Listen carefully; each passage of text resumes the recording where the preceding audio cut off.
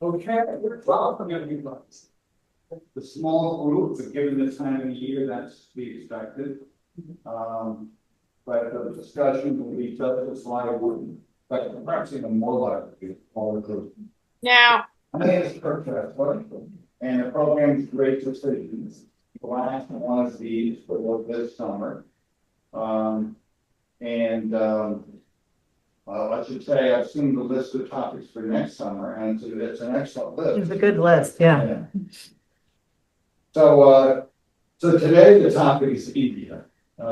India and its place in the world is formed between China, the West, and the South.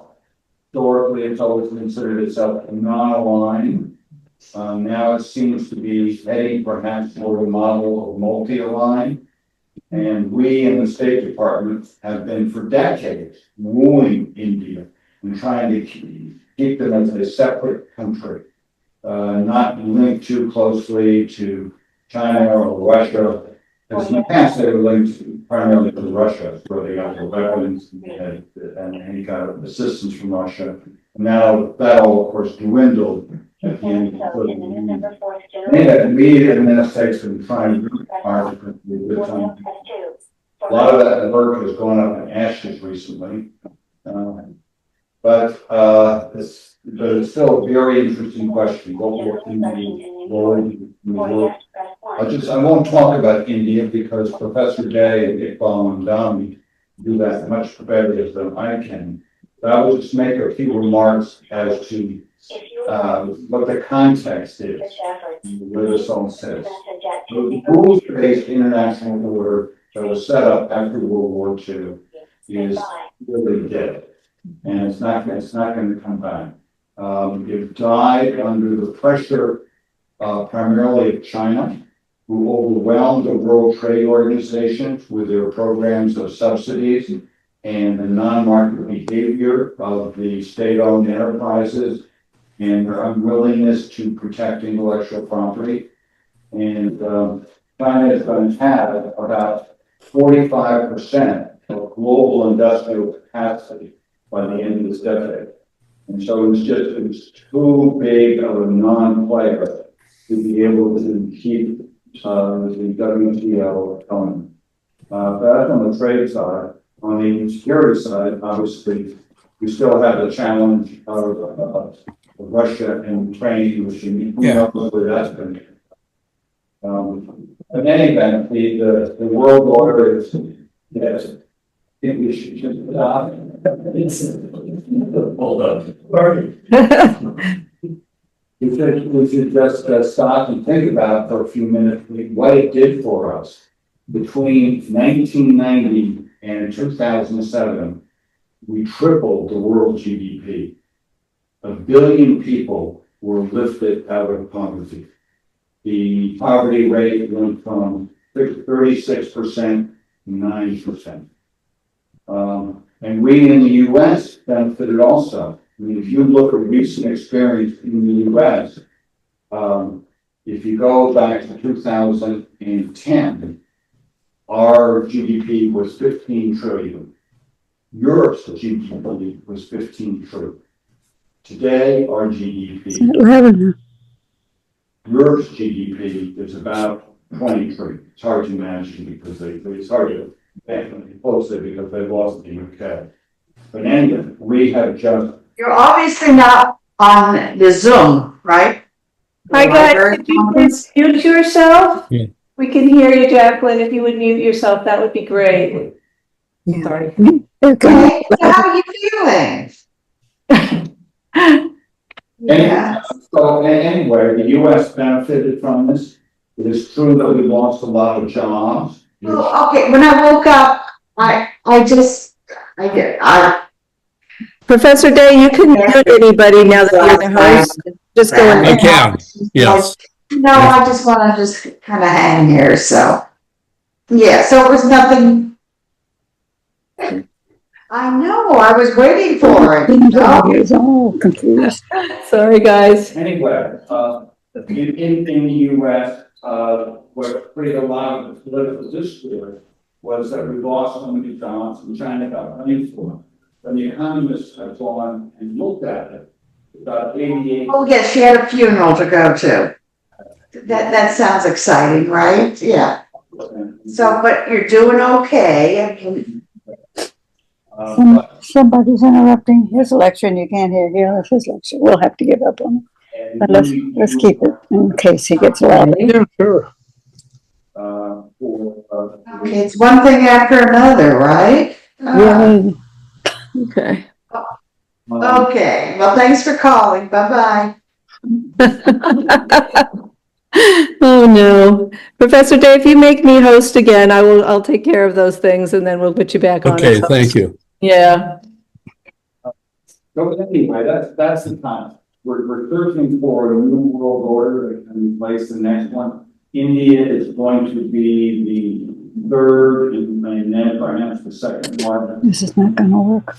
They will be a key player Probably a waste of time. establishing. And we can't hear it. It's a waste of time, right? Sure. So I think That says you care. today, Sorry, I'm getting some crosstalk here. Yeah, let's if Professor Day can make me host, I can take care of the people that are chatting and then we can keep going. Yeah, I'm sorry about this. Okay. And I'm under Shelter Island Library, so. Okay. Okay. You got me? Just go up in the three corners, up in the corner of the Shelter Island Library view and push make host. And we'll give it a try. yeah, Jacqueline, can you hear us? Yes. Can you put yourself on mute, please? We can hear your conversations. I'm not talking to anybody. Oh, that's okay. Could you please put yourself on mute? And that would be great. Also, JP's iPad, if you could put yourself on mute, we would appreciate it. Thank you. Let's go ahead and start and hopefully we will be okay now. I can't mute them, but let's go forward. Yeah, you give it a try. Yeah. That's good. So let me first introduce Professor George Day, who is very friendly to address our group on this topic. He is a professor of the Wharton School at the University of Pennsylvania. He'll be followed by our own Iqbal Mamdani, who has worked for years in India and the Middle East. He knows the region very well. And so with that, Professor Day, I'll turn it over to you. Thank you. So I have a few slides, but I welcome this opportunity to talk about my one of my favorite countries. It's an enormously colorful and complex country, so it's hard to do it justice in about the 20 minutes I have. But I will always invite questions, interruptions during my session, and if that will help, I will be very happy. So my background in India is that I have been back and forth many times, probably visited at 8 or 10 times, but my insights, such as they are, come from a time when I had a consulting client in one of the largest consumer packaged goods companies in India, and they said appropriately, in order to understand us, you have to understand India. So, as you know, there are 28 states. They required me to visit about 15 of them and meet with the local officials. So I got a deep insight into the diversity and complexity of this marvelous country. So we're going to principally focus on their foreign policy issues, and let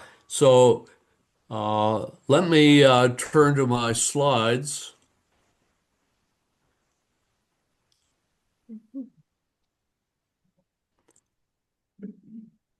I hope you can see them.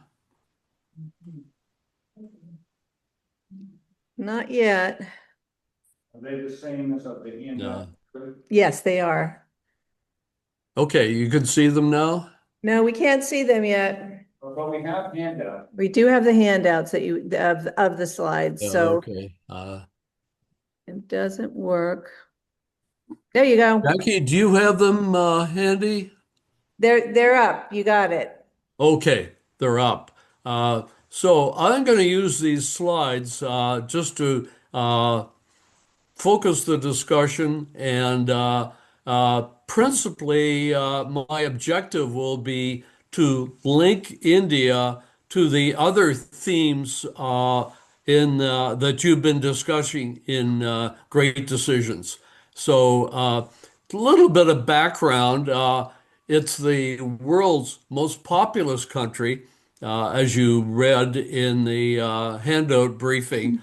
But what it doesn't say is that it's one of the youngest countries, and that's a huge issue for the prime minister of the country, Narendra Modi. So about half the population is under 30, and the unemployment rate is very high.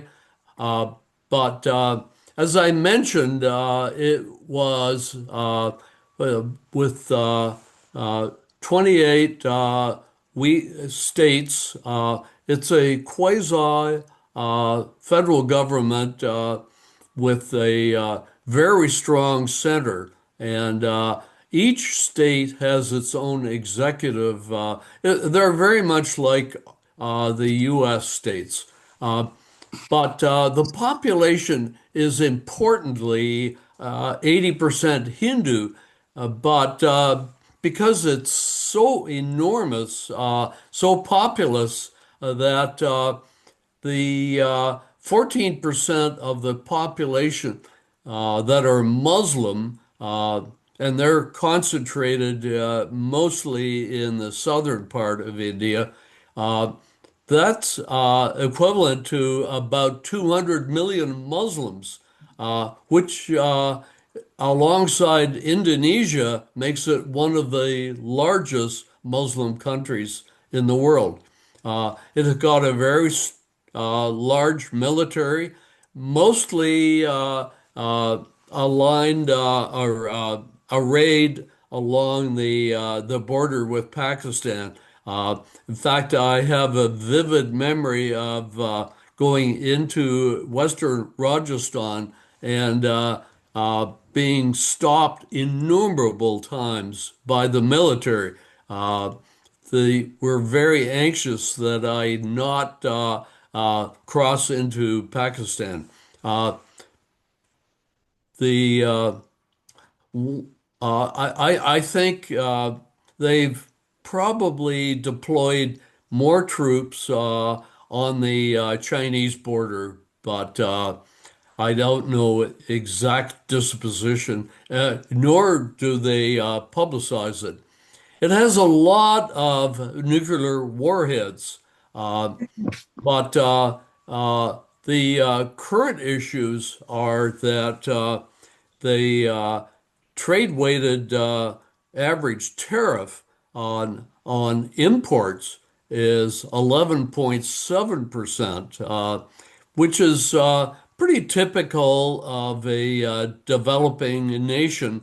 But by contrast, uh, and Iqbal will speak to this, the U.S. has imposed tariffs of over 50% in some cases on Indian imports. Uh, uh, add to that, something that just broke recently is that India has any number of uh, uh, people working in the U.S. under a visa arrangement, H-1B, that uh, Trump has imposed a fee of $100,000 on each one. Uh, so the one of the sources of tension uh, with between the U.S. and India is, and that accounts partly for the 50% uh, tariff, is that India is buying over 2 million barrels a day. And the last data I could get was in May 2023, but I think it's been holding pretty steady. But what I didn't put in, which I learned subsequently, is that that oil is at a 20% discount from the world price. Uh, so, because it's such a populous country, the numbers of immigrants from India are enormous. But I found this fascinating that 725,000 of these immigrants are without authorization. So that's a festering issue. So uh, that sets the stage for this wonderfully complex, colorful country. Now, let me turn to the foreign policy great decisions issues. So, the first issue is that uh, the India follows a robust policy of multi-alignment. And this is in contrast with many countries which see use the lens that you're either an ally or an adversary. India does not view the world that way. Instead, it is part of many, many alignments and organizations, starting with BRICS, Russia, uh, Brazil, Russia, India, China, and that's added to the five that were invited to the most recent meeting that included Egypt, Saudi Arabia, UAE, Iran, and Ethiopia. So that's an important alliance uh, for India, but it also is active in the United Nations. Uh, it's part of the G20. It's a dialogue partner at ASEAN, Association of Southeast Asian Nations. Uh, it's uh, a contributing member to the Quad, which it was set up probably be 5 years ago, and certainly is a powerful weapon of alliance that uh, India is part of, and that includes U.S., Japan, and Australia. So the Quad, as I understand it, is principally for uh, perhaps an intelligence sharing. The But they have an alliance with Russia, bilateral trade, obviously a lot of energy flowing back and forth, and Notably, as you read in the Great Decisions uh, document, they did not take a stand on Russia's invasion of Ukraine, which is a major issue and flashpoint.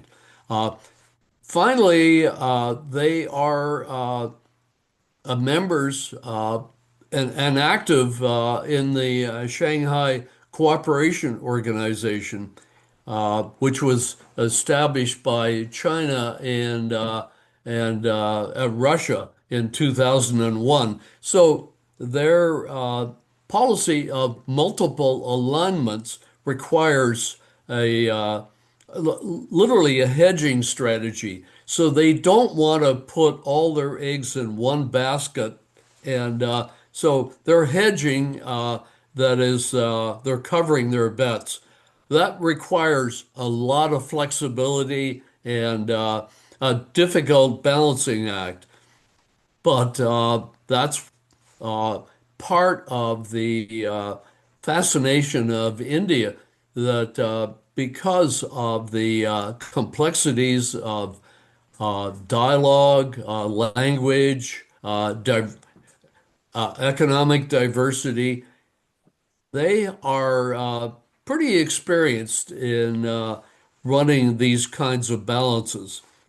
So let me turn to two of the issues that you've been discussing in Great Decisions. And I think India is an excellent lens to view these two issues. The first is obviously climate change. And uh, so India is, if you've been there, certainly do not go in uh, May and June. The temperature is really hot. In New Delhi, they hit 126 Fahrenheit in 2024, sometime in July. The air quality is diabolical. That's the only way to characterize it. They're always at the top end of the league tables for bad air. A lot of particulates in Delhi. Their air quality is not only from smog, but also the farmers are burning their crop, their fields, in order to prepare them for the next crop. They're, because of climate change, monsoons are very erratic, and my pr- principal concern is that the uh, the glaciers in the Himalayas are starting to melt, and notwithstanding the problems that China is creating by damming the Brahmaputra, uh, they have a bigger issue in my mind with the Himalayan glaciers that are flowing down into the Ganges, and that will those glaciers may well melt in 50 or 60 years. But uh, it's not a high priority for the BJP, the party which is in power right now. That's Modi's party. He's molded it to his preferences and uh, concerns. So they have not really focused on remedies other than sensible pricing for water for farmers. Uh, they do have uh, a program that it encourages builders to create heat-resistant buildings, and they invest a lot in getting early warning signs. But that doesn't help very much. So they have a very hesitant approach to climate change. So the last issue that India offers a lens in is that you've been talking about in Great Decisions is the uh, uh, the digital technologies, and there they have, in my mind, uh, an exemplary investment. So they have created something called the India Stack, which is otherwise known by the cumbersome term as a digital public infrastructure. Uh, so it builds on a platform where they are creating a universal digital ID for every adult citizen, which provides a proof of identity. It's a 12-digit identifier, and that has unleashed incredible explosion of innovation and startups because it facilitates mobile payments, uh, helps store and verify health records, and you can drop on this platform, digital platform, which is, think, quite unique, but it enables anybody to set up a digital storefront. One of the interesting things that India I find fascinating about India is that there's endemic corruption at all levels. Uh, some of it is fairly minor, uh, what was called necessary payments for facilitating government action, but it's also large-scale payoffs for services rendered.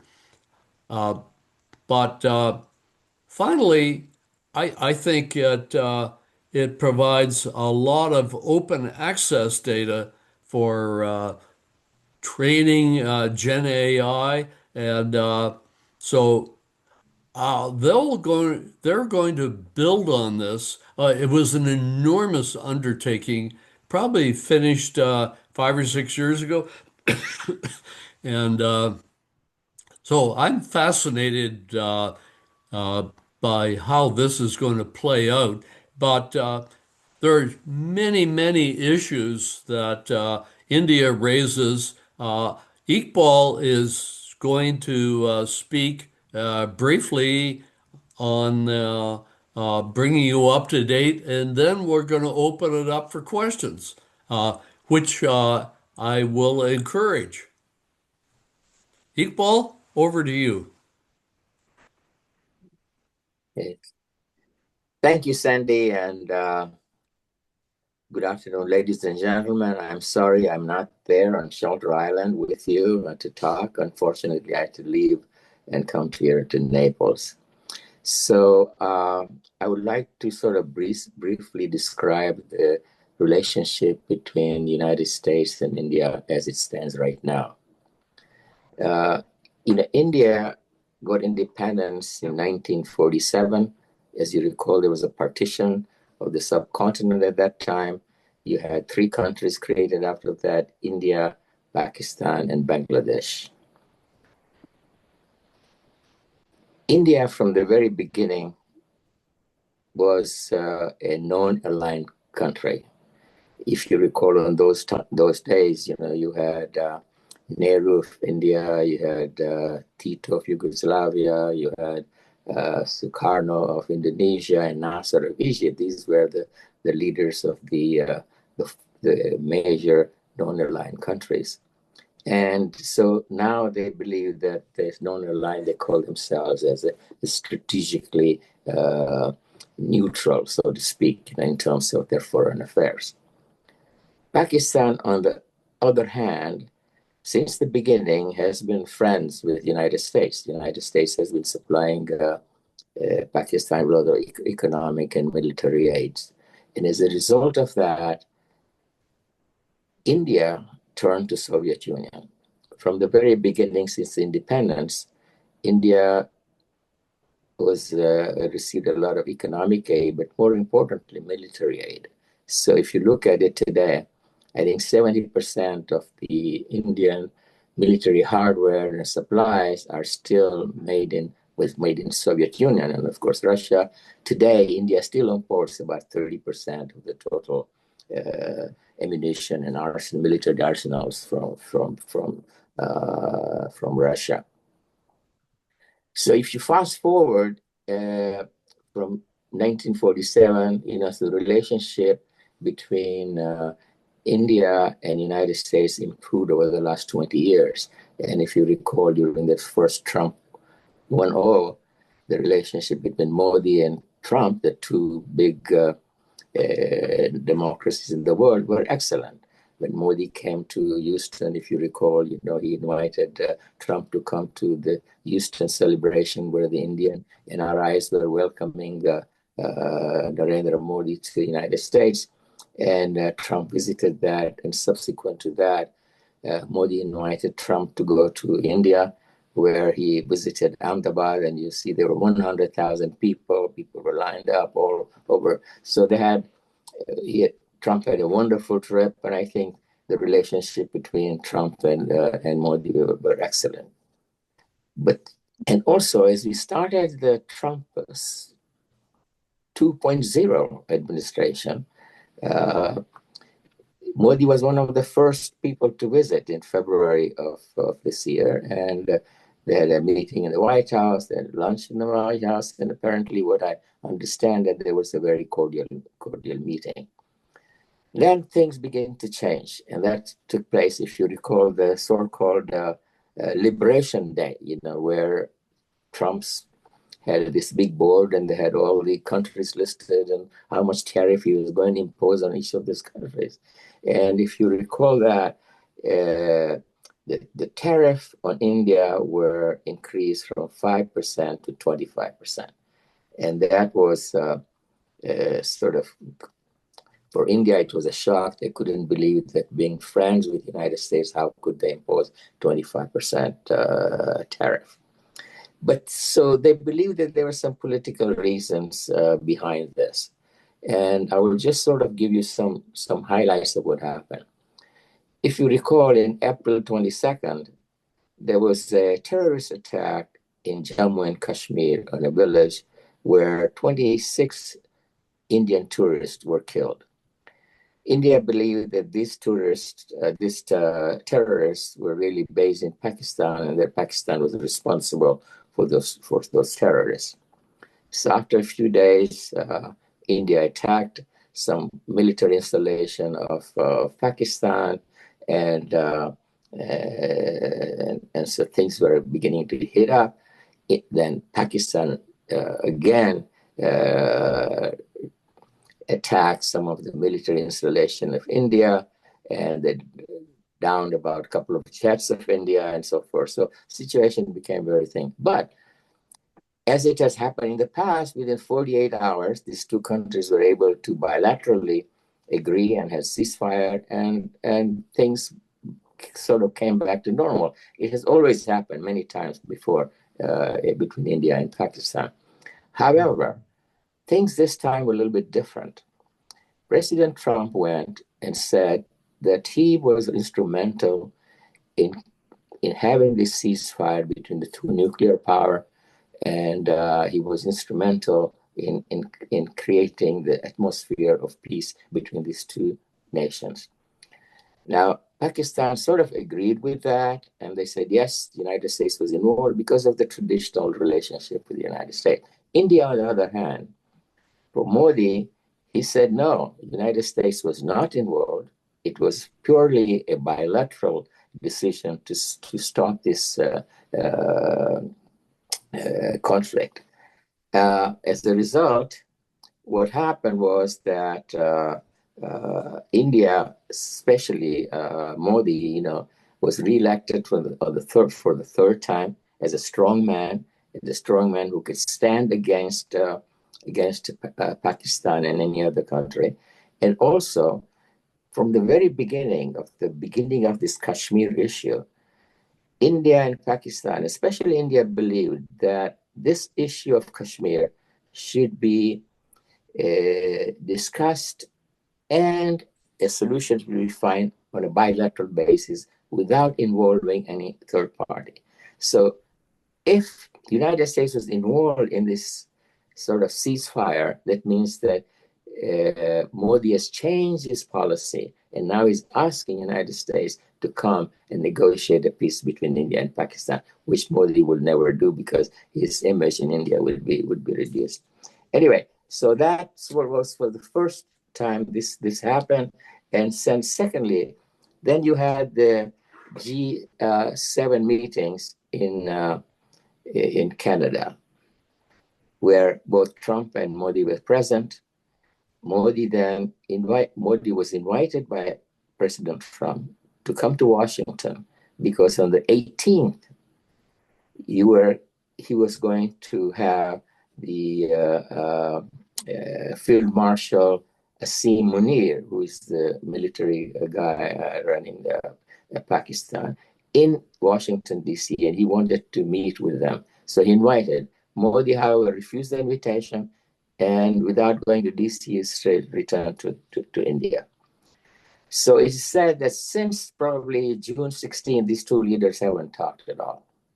There were, however, some other discussions that took place between officials from the United States and India. In one of these discussions, which is supposed to be related to tariffs and what can be done, the Indian press reported that it was not really a negotiation, it was an ultimatum that was given to the Indian government. And the ultimatum was that before they start negotiating any of the tariffs, they wanted assurance from India that India would stop buying S-400 missile system from Russia. Number two, it will stop buying oil from Russia. And number three, it will stop buying oil from Iran as well. So they thought that, India felt that, this was not negotiation. And the foreign minister of India, who was there at that time, he was very quiet and he stood up and he said, listen, gentlemen, tariff negotiations should be done in a mutually respectable way. It's not something that we can have an ultimatum. So this is not the forum. And so it was sort of a good meeting, but nothing was accomplished at all. Then you have the situation now was getting worse. In the meantime, Modi decides to go to China. Modi hasn't visited China in the last 7 years.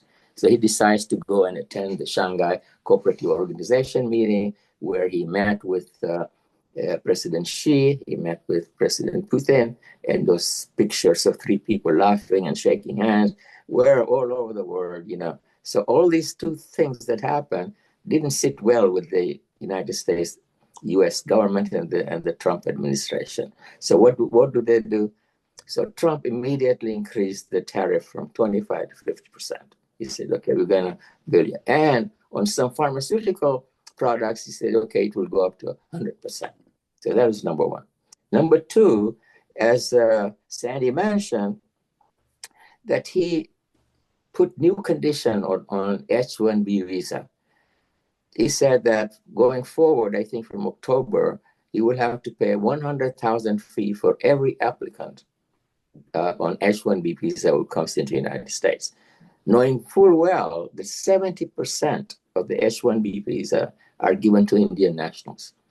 And of course, this didn't make the US tech companies very happy, but it impacted a lot to the Indian government, and they felt that this would directly at India. Third, United States changed its policy for student visa. It makes it very difficult for them to come. As you know, 1 out of every 4 international students in United States is from India. Yes, So that makes it very, very difficult for India to say that this is really aimed at that. Fourth, the Trump immigration policies, as Sandy mentioned, there's 725,000 illegal or sort of undocumented Indians living in the United States. So a few of them were rounded up by Homeland Security. They were put on a plane, sent to India, shackled, and and they were those pictures of them coming down in the airplane did not fit well at all with India at all. So it has been sort of a deteriorating condition from the time it started, and things are not very good at all at this particular time. But we never know what's going to happen. I think that as we go forward, things have to improve between the United States and India. India is the largest democracy in the world. As Kirk mentioned, that within a few years' time, it will be the 3rd largest economic power as well. So United States have to somehow work together and find a solution and improve the relation between the United States and India. So I will stop it right there. And if there are any questions, I'm very happy to answer. And Sandy, I give the floor back to you.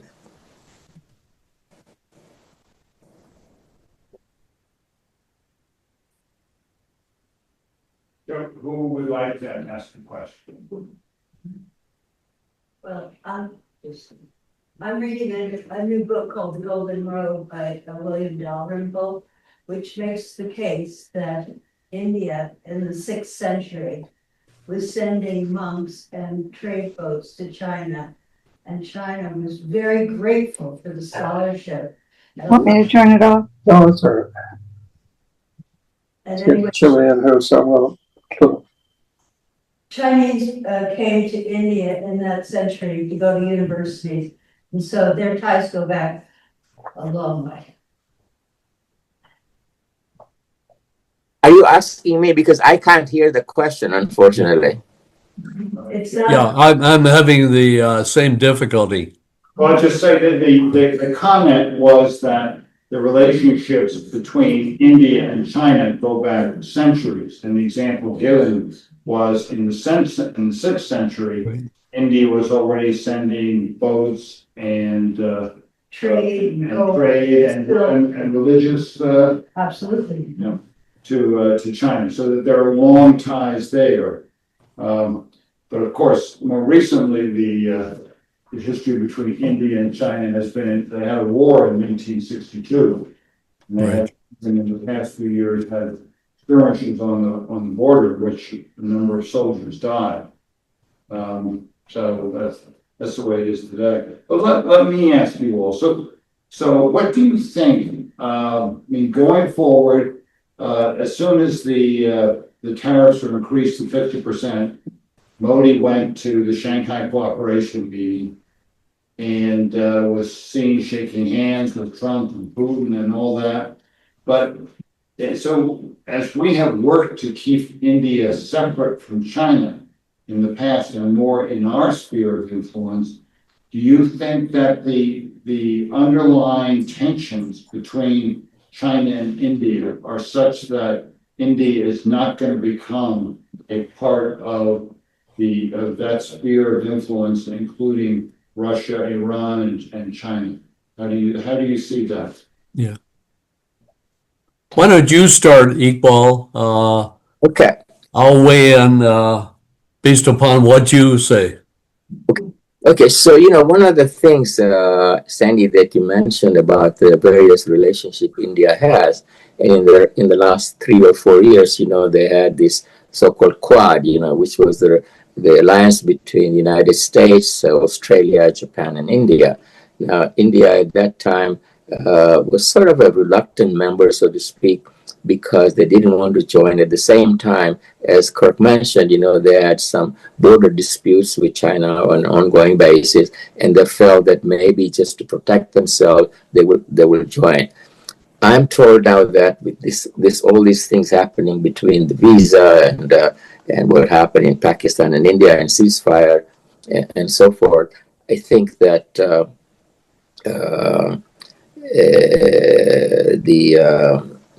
sorry, I just lost my thought here. Uh, yes. So it is now reported that there was supposed to be a meeting in India in the later part of this year for all the head of states of Quad, and apparently Trump has decided now not to go there. See, one of the other things between these the thing that happened was that, which I forgot to mention, is that when India said that they are not going to say that the United States was involved in the peace negotiation and created the ceasefire, at the same time, the Pakistani government not only said that, but after the meeting was finished and the lunch that Field Marshal had with Trump in Washington, he then, after a few days, said that Pakistani government is going to really recommend to the Nobel Peace Committee that Trump be given a Nobel Peace Prize, which again, irritated sort of the Indians. So those are the kind of things. So I think that you are right that you have a relationship between India and China for a long time, and right now it is sort of strategic move on the part of India to see what can they do, and whether will that sort of trying to give some sort of a relationship or create some sort of with China would help them or not in terms of sort of creating more amicable relationship with the United States. I think also, Iqbal, it boils down to who does India trust? Actually, I would argue nobody. They they are very careful to have these multiple overlapping alliances, and that gives them a lot of freedom of action. So they have not put all of their eggs in one relationship basket. They don't trust China. They don't trust us. They don't trust Russia. So they want to hedge their bets and manage the risk of being in a very difficult neighborhood. When you look around and go 1,000 miles in any direction, there are problems and potential solutions. But they are masters at negotiating complexity, but it takes a lot of energy, and that keeps Modi and his foreign policy crew very active. Yeah. I can say from my experience in the State Department, where we were always trying to negotiate lower tariffs, and there were various rounds that we had. The Uruguay round kind of set up the WTO, but it was one of the requirements was that the decisions on lowering tariffs be taken unanimously. And India was always the leader of the nine-line movement. Yeah, right. Southern developing countries, and was always the prime, very articulate, very successful spokesman for those groups. And although we did get through the Uruguay round, and there were some other, and there was some other rounds we got through, by the time we got to the Doha round, which was started in about somewhere around 2000, things were really broken down, and India was the leader of the group, which was preventing the WTO to come to a consensus. So do you think that India would take a more productive approach to those kinds of discussions in the future? Or I know one of the problems was that half of the population of India are poor farmers, and therefore they need to protect that industry against imports. Mhm. Right. Do you see that continuing to happen and causing a problem for the rest of the world? Well, let me start by observing that India has long sought a robust manufacturing sector, but China resoundingly beat them to it. But they are continuing to seek manufacturing partners. But again, I would emphasize India doesn't trust any of their trading partners, so they always want to hedge their bets. Iqbal, how do you feel about it? Yeah, I think that you're right. I mean, India has a late start in terms of their industrial capacity, but they're really catching up right now. I mean, if you look at the number of, I think 25% of the iPhones now are manufactured in India. The Right. number of cars that are manufactured in India and exported all around the world. They are also doing, solar energy, and wind energy and so forth. So they are behind China, but they're catching up pretty fast. Um, as you said, India obviously doesn't trust many countries. They want to be You're right. China. I mean, they're a big country, 1.4 billion people. But India also thinks in many ways that this tariff, in some ways, may not be that bad because it will help India. They feel that all these people are being drained. It's a brain drain in India, right? All these clever people, all these people who are there, who go overseas and then don't come back. They go to university and then don't come back, and they establish their IT companies in United States and make billions of dollars. They feel that if they don't go, then the IT people will stay in India and they will further grow. And now, as you know, in India they have a capital market. There's a lot of money available, which probably 15 years ago was not available. So with that money and sort of much more liberal attitude towards entrepreneurship, and so the old days of Nehru's socialism are gone. It's much more of a sort of more liberal entrepreneurial capitalism, and the young people are being attracted, and that's one of the aims that, okay, if US want to continue, fine, we can survive.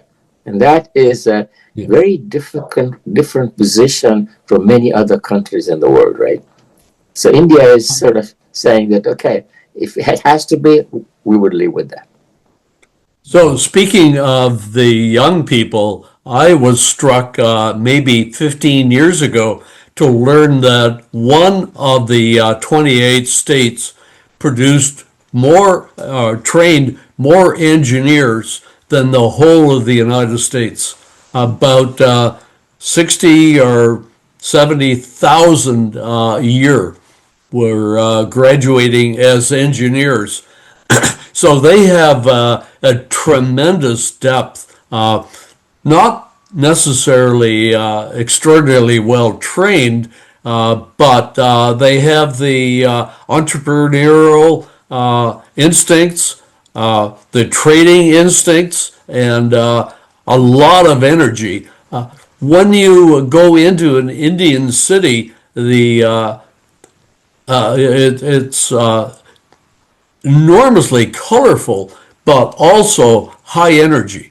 And channeling that energy will be the ultimate challenge for India going ahead. What about global warming? China is making huge strides. They're still a major polluter. In fact, they are the major polluter in the world. But their advancements in solar panels, batteries, electric vehicles, they are setting up an industry which is going to be the leader of the world. And because of our president here, we're being left behind. And in fact, I think I read that China installs more solar panels in 1 year than all the rest of the world combined, and more than the US has done in its entire history. Just moving ahead by leaps and bounds. But is there the same movement in India? Well, I think that goes back to the ambiguous attitudes towards the threat of climate change. I don't see BJP party and particularly Modi putting a lot of emphasis on that. But China has bought into the threat of climate change. They're a major contributor through their coal powered generators. And so they also see a solution that's, but I would counsel caution on the Chinese efforts to bring electrification and solar power and wind power because a lot of it is highly state subsidized. And so that is true of the electric vehicles. So there's an enormous amount of subsidies built into these alternative energy sources. But nonetheless, you're exactly right. They are the world leader. China is the world leader. I think finally, India is still catching up to China on the matter of infrastructure. Their railroads are creaking. The roads are getting better, but were appallingly bad. And so their infrastructure, particularly including airports, is getting a lot better. And that investment will pay off in the next 20 years. Robin has a question. Who does? Robin, do you want to do your question? Thank you, Terry and Kirk. Thank you to both of our speakers. This is really fascinating. I couldn't agree more with the first questioner who said that China and India have ties going back so far that in some ways they will probably continue to collaborate over the Silk Roads, old and new. However, my question is regarding India. India versus China as probably the two great competitors now behind the US for world prestige. And India seems to have an advantage that it has so many people under 30, which China does not have. China has a demographic. Yeah, that's right.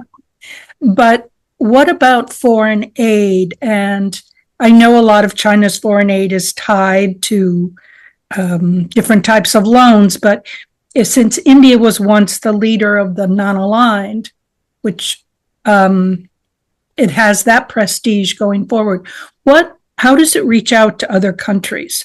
Modi's emphasis on Hindu nationalism probably is not a help, but does it have other policies where it's supporting other countries? And if another political party came in and stressed tolerance for the great multicultural country India is, that things might get better.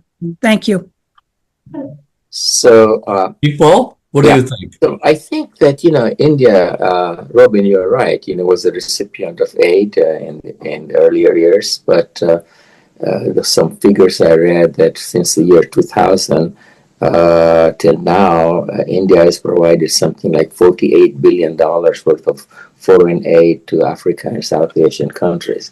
So it is now trying to be active, especially in Africa. They're very active. And, there are a lot of Indian people living in so many of African countries. So that has also helped India. But definitely India is doing something, and their aid is different from China, as you rightly pointed out.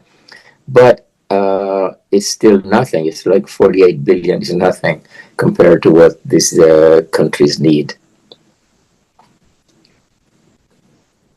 So I will revert back to my earlier emphasis on India's lack of trust in any competitive partner. That's why they're engaged in all these different alliances. They don't see the world as allies or enemies, but they tend to see potential for partnering, alliances, but they are masters because they have to manage their own internal affairs, which are very complicated. And so I think their diplomatic prowess will help them manage these multiple relationships. But I think in the future, I don't see any change in their emphasis on multilateral relationships. Well, yeah, right. My question really is, as we withdraw more from our leadership role internationally, it seems to me we are forcing these people to find other markets and to reconcile the differences that until now perhaps have been irreconcilable. And I think we're doing, in some ways, listening to you, I'm envious of the opportunities that exist between these countries to change the balance of trade and the balance of power. Right. I think we are driving them to do it. Did you hear the comment or the question? Iqbal, do you want to start? Sorry, I couldn't hear properly. What? But it's basically, what George was asking is, commenting on was the fact that we're giving India the opportunity to realign its trade with other countries because of the steps that make it difficult to trade with us. Yeah, that's true. Probably that's happening. But also, I think that, you have BRICS, right? Now, India is a member of that, and so is China. And one of the reasons, as you probably heard, that the Trump administration is not very happy with India being so active through BRICS, because BRICS has many, not besides the trade. I think BRICS is an organization of all these southern countries in the southern hemisphere who feel that they have been not treated well so far, and they are in a position now to work together and be a sort of a balance between them and other Western countries, because many things that are being done so far from the West were sort of dictated to them and not working in sort of a cooperative manner. And I think that formula has to change, because we in the United States and Europe cannot go on dictating to the world of what is going to happen and what we need it to happen. And I think that through a platform like BRICS, because it involves a lot of people, could make that kind of a shift, not immediately, but over a period of time. So there is another two dimensions of this basic dilemma and profound foreign policy issue. One is that the concept of co-opetition matters, and India is a master at that. Co-opetition stands for, it's a mashup word that combines competition and cooperation.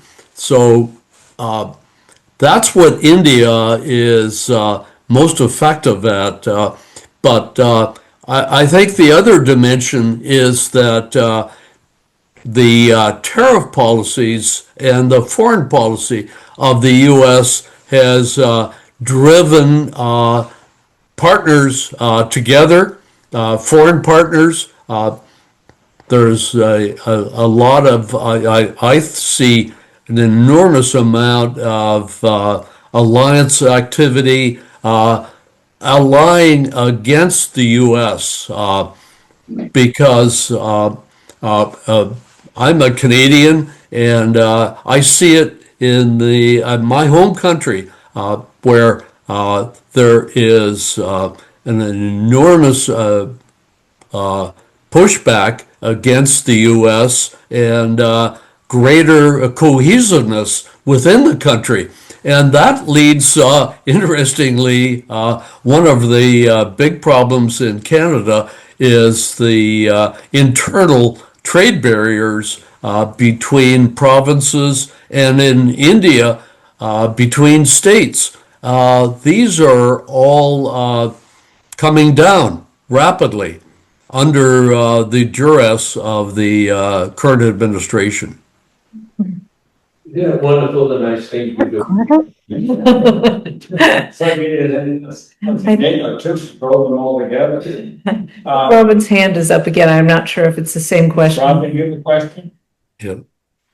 Yes, sorry, but this, as a New Yorker, it just occurred to me, what is going to happen? How is Trump going to feel about India when New York City elects Mamdani as its mayor?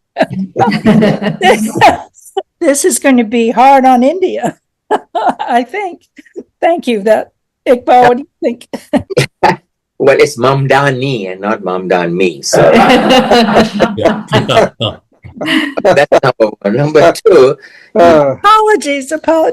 Yeah, so Zoran is actually, he was born in Uganda, and his father, I think, was also born in Uganda, and his mother is Indian. So I think that he claims that he is an Indian ancestor. No, of course, no.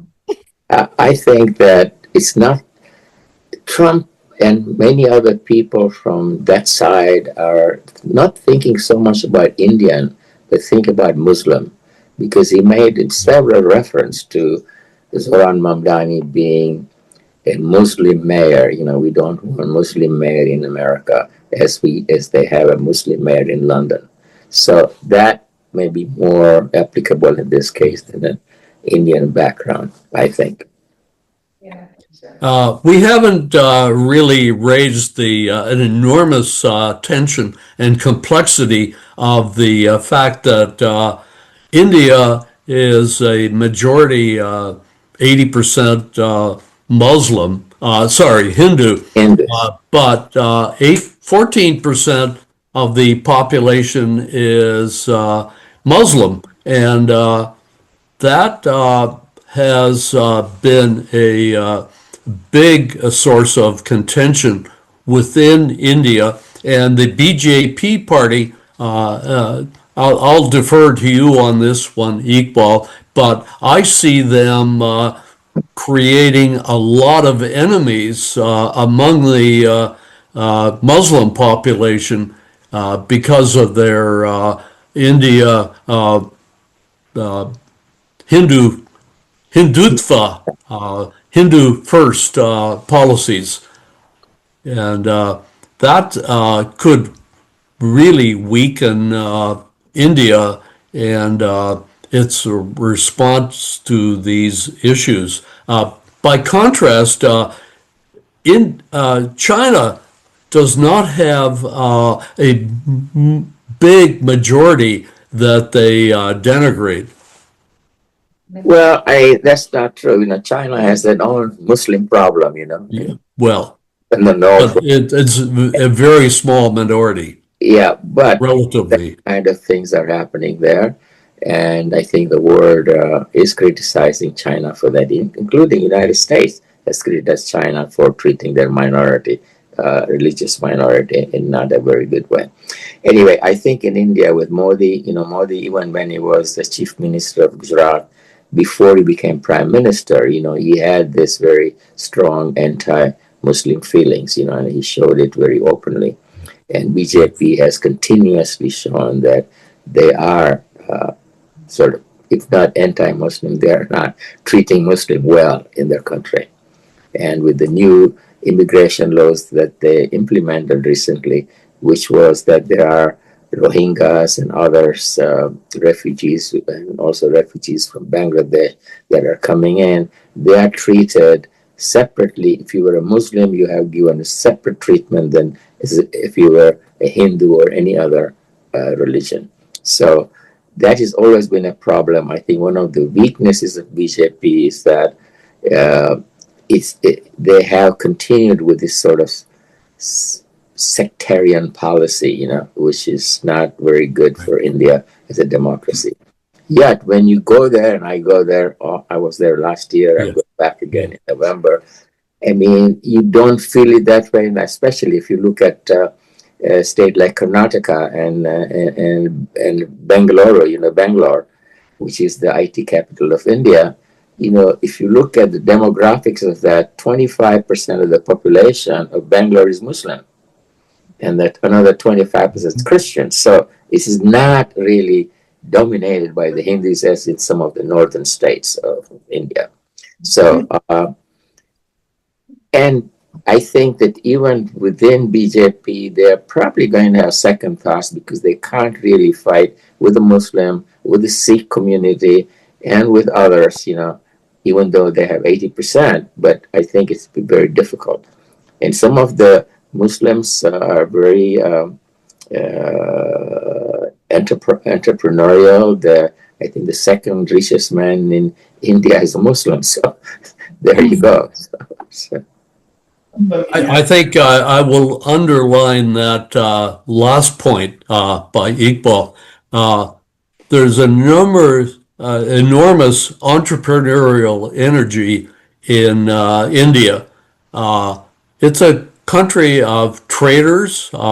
You look at their presence in Africa, most of the major trading houses are Indian owned and run. And so if they can harness that with the right infrastructure, there will be a formidable force in the coming 20 years. There are no. Let me ask a question, which is really, what does India want? I mean, we've had this international rules-based order based upon the UN, the IMF, the World Bank, the World Trade Organization. And this is what is not working these days, particularly the World Trade Organization, because of the policies, the overwhelming policies of China.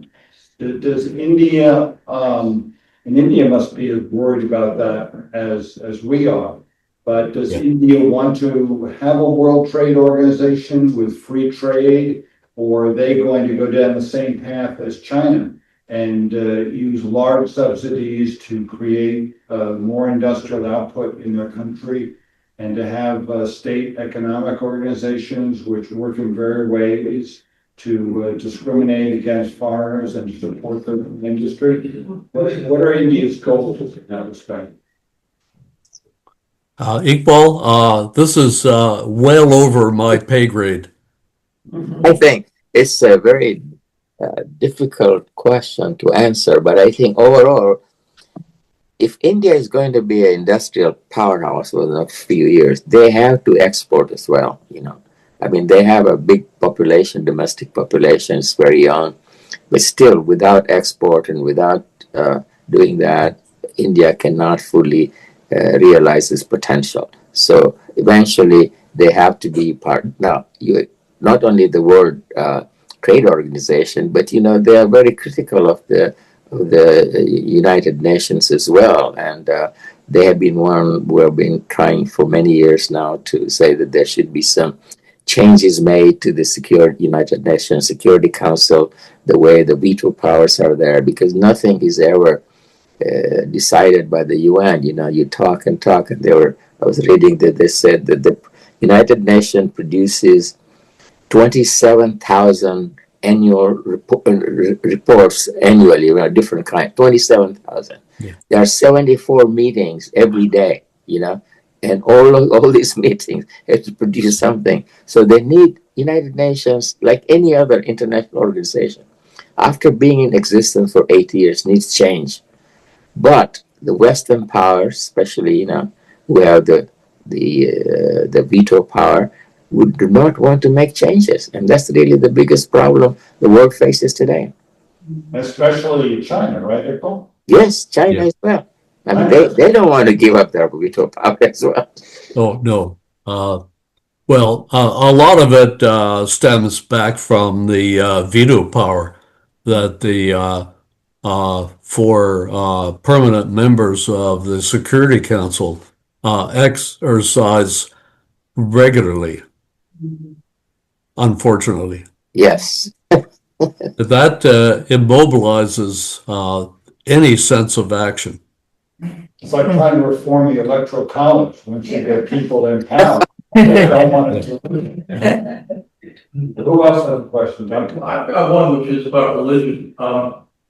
This new world order, which I take it to be basically, Russia, China, arguably India, you could throw North Korea, I guess, I'll leave the parentheses on. There's no unifying principle of a deity or a real religion.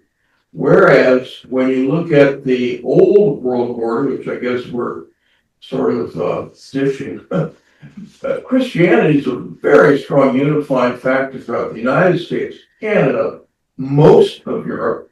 And then if Christianity is tacked on to include Catholicism, you can throw in Latin America and on and on. And I just think it's sort of interesting that religious component I basically see as a unifying factor. And in the New World Order gang, I don't see anything. It may not make any difference. Well, Old-fashioned. India exported Hinduism and Buddhism, yes. All over Southeast Asia. Yeah. They did. Just throw it out. Professor Day or Iqbal, would you have a response to that?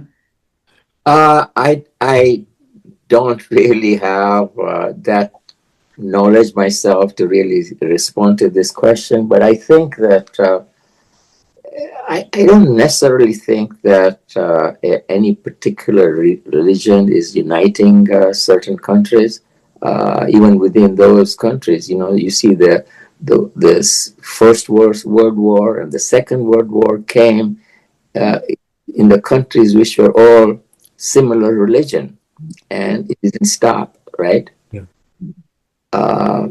We have had in this country also, if you look at our history, we have had some tremendous traumatic moment in our history, and we are all sort of and still people are trying to think that we should be a Christian country. I don't think that religion should be a thing that should determine how we politically behave. I think religion and state should be sort of different and should be separated. So I will agree with that, with the additional proviso that scarcity of resources will drive a lot of conflict in the future. Particularly, I'm thinking of the resource of air and water, because both China and India, within the next 50 years, are likely going to be running out of potable water that can be used for manufacturing and drunk. So over the very long run, I am very concerned about India's exposure to the melting glaciers in the Himalayas. And that is also a big threat for China, which has also spoiled a lot of its rivers. So climate change is still a big emerging issue that world organizations need to address. Any other questions? So thank you both, Professor Day and Iqbal.